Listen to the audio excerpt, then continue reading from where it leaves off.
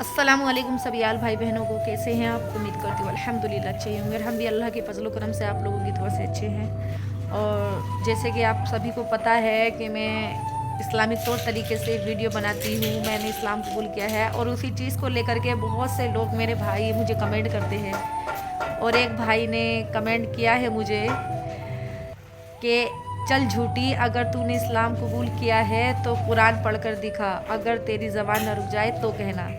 तो भाई मैं आपसे कहना चाहती हुई हूँ कि न जाने कितने मुसलमान ऐसे हैं जो कुरान पाक को नहीं पढ़ते हैं और ना ही पढ़ना जानते हैं, और यहाँ तक कि नमाज तक उनको याद नहीं है। तो क्या वे मुसलमान नहीं है? मैं आपसे ही पूछ रही हूँ, क्या अगर कुरान नहीं पढ़ना जानते तो क्या वो मुसलमान नहीं है? कुरान पढ़ने से इंसान मुसलमान होता है। अगर कुरान नहीं पढ़ना जानते, किसी वजह से इंसान नहीं पढ़ पाता है, गरीबी के कारण, मोटे जहन के कारण, किसी भी वायदे कोई भी प्रॉब्लम होती है उसकी वजह से अगर कुरान नहीं पढ़ पाता है तो क्या वो मुसलमान नहीं होते? तो भाई अगर मैं अरबी में कुरान नहीं पढ़ी हुई हूँ तो क्या मैं मुसलमान नहीं बनी हूँ? भाई मुझे आप सभी से जवाब चाहिए इस भाई के कमेंट का, क्योंकि भाई ने बहुत तीखा सवाल मुझसे किया है और ये सवाल मुझे बिल्कुल भी पसंद नहीं आया। ये जो भाई ने मुझसे सवाल किया है मुझे बिल्कुल भी पसंद नहीं आया। और भाई हाँ, अगर आप चाहते हैं ना तो कमेंट करें। दूसरा, मैं आपको हिंदी में कुरान पढ़ के दिखाऊंगी और फिर उसमें देखना कि मेरी ज़बान रुकती है या नहीं रुकती है। अल्हम्दुलिल्लाह लोग बेमतलब बेफजूल इंसान का कुछ पता भी नहीं करते, कुछ तहकीकात भी नहीं करते और किसी पे तोहमत लगा देते हैं। ये तोहमतें मत लगाया करो, ठीक है? आपने जैसे मुझसे कुरान के बारे में सवाल किया, तो क्या आप कुरान पढ़े हुए हैं? आपके घर में एक न एक इंसान ऐसा होगा कि नहीं भी पढ़ा हुआ होगा कुरान, तो क्या वो आपकी फैमिली में मुसलमान नहीं है?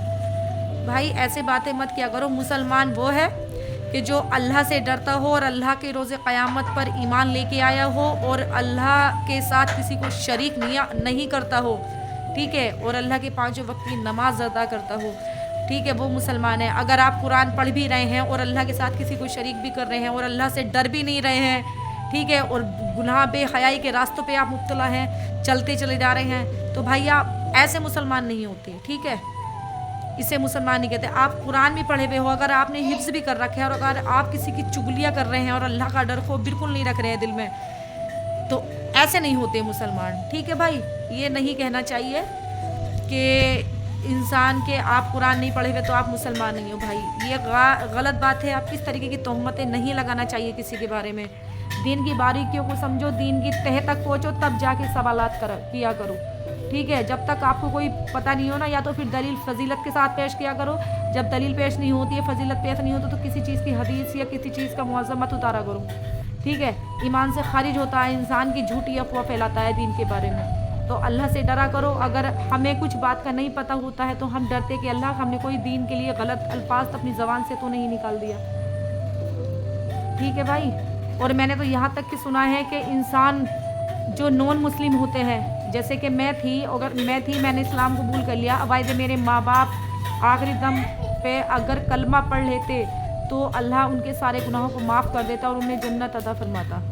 तो भाई कलमे की अल्लाह ने इतनी बड़ी ताकत रखी है, अल्लाह ने कलमे में इतनी बड़ी वो दी है कि इंसान आखिरी टाइम, अगर कोई नॉन मुस्लिम आखिरी टाइम कलमा पढ़ ले, कलमा पढ़ के अल्लाह पे ईमान लेके आ जाए, तो अल्लाह उसके तमाम पूरी ज़िंदगी भर के गुनाहों को माफ़ फरमा देता है और उसे आला से आला जन्नत में मुकाम अता फरमाता है। तो भाई आपने मुझे ये कैसे कह दिया चल झूठी? मैं कहाँ से झूठी लग रही हो आपको? भाई झूठ बोलना बिल्कुल भी मेरे जहन में झूठ नहीं है, और ना मुझे झूठ बोलना पसंद है, ना झूठ सुनना पसंद है, ठीक है? झूठ भाई आपके यहाँ चलता होगा, आपकी पूरी फैमिली झूठ बोलती होंगी, आपके ख़ानदान में झूठ बोलते होंगे। आप मुझे झूठी नहीं बोलना, ठीक है? वरना अल्लाह से शिकायत करूँगी मैं। दुनिया में किसी से नहीं करूँगी, लेकिन अल्लाह से शिकायत करूँगी। जब मैं अल्लाह से शिकायत करूँगी तो देख लेना अल्लाह उसकी सज़ा बहुत सख्त देगा। फिर मत कहना कि पता नहीं किसकी बद्दुआ लगी है, किसकी अल्लाह ताला ने क्यों मेरे साथ ऐसा किया। तो मैं बोल रही हूँ, मुझे गलत कहने से पहले 10 बार सोच लिया करें, क्योंकि मैं दुनिया में नहीं कि शिकायत करती हूँ, मैं डायरेक्ट अल्लाह से शिकायत करती हूँ। और जब अल्लाह से शिकायत करती हूँ तो मेरा अल्लाह सुनता है, क्योंकि मैं अल्लाह पे ईमान लेके आई हूँ, अल्लाह की आखिरत पे ईमान लेके आई हूँ, क़यामत रोज़े पे ईमान लेकर के आई हूँ।